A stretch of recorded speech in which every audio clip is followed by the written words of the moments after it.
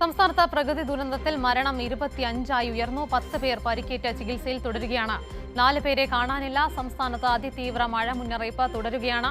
8 ജില്ലകളിലാണ് ഇന്ന് red alert പ്രഖ്യാപിച്ചത്. പത്തനംതിട്ട, കോട്ടയം, ഇടുക്കി, എറണാകുളം, കാസർഗോഡ്, വയനാട്, കണ്ണൂർ, കോഴിക്കോട് ജില്ലകളിലാണ് റെഡ് അലർട്ട്. മഴ തുടരുന്ന സാഹചര്യത്തിൽ 5 ജില്ലകളിലെ വിദ്യാഭ്യാസ സ്ഥാപനങ്ങൾക്ക് അവധിയും പ്രഖ്യാപിച്ചിട്ടുണ്ട്. വിവരങ്ങളുമായി അഞ്ജസ് പാലൻ കൂടി ചേരുന്നു.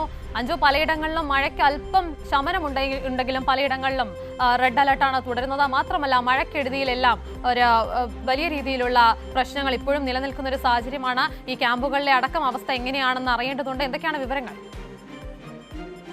ഇന്നും അതീവ ജാഗ്രതയോടെ തന്നെ ഇരിക്കേണ്ട ഒരു ദിവസമാണ്. ഇന്ന് 8 ജില്ലകളിലാണ് അതിതീവ്ര മഴ മുന്നറിയിപ്പ് പ്രവചിച്ചിരിക്കുന്നത്. കാസർഗോഡ്, കണ്ണൂർ,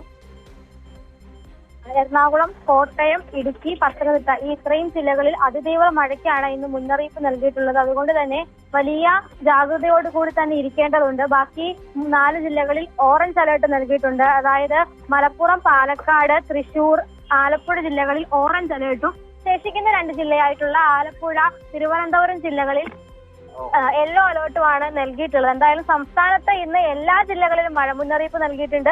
നാളെയും ഇതുപോലെ തന്നെയാണ്. എല്ലാ ജില്ലകളിലും മഴ മുന്നറിയിപ്പുണ്ട്. റെഡ് അലേർട്ട് ഇല്ല എന്ന് മാത്രമാണ് അതിലുള്ള. എന്തായാലും സംസ്ഥാനത്ത് ശക്തമായ മഴ തുടരും.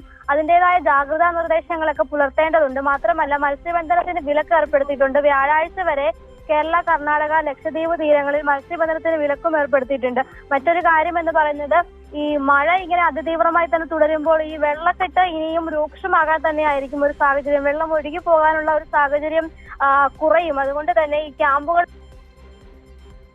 ഇനിയും അധിക ദിവസം കൂടി തങ്ങേണ്ട ഒരു സാഹചര്യത്തിലേക്ക് എത്തും. ഇത് വലിയ പ്രതിസന്ധിയായിരിക്കും ജനങ്ങൾക്കുണ്ടാകുക. കാരണം ഇപ്പോൾ തന്നെ വലിയ രീതിയിലുള്ള പരാതികൾ ക്യാമ്പുകളിൽ നിന്ന് ഉയരുന്നുണ്ട്. വസ്ത്രങ്ങളും ആഹാരവും വെള്ളവും അടക്കമുള്ള